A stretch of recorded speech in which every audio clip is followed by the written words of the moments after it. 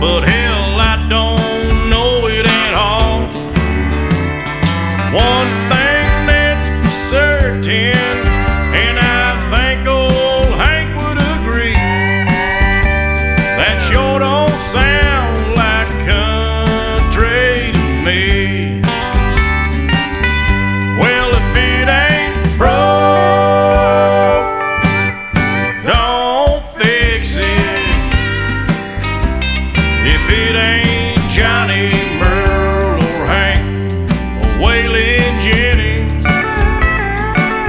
if it ain't got that honky-tonk horn like Ernest Tubb had from the start, if it ain't broke, don't fix it.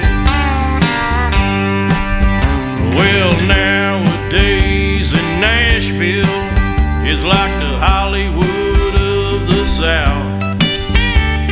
So-called country singers singing songs they know nothing about. Swimming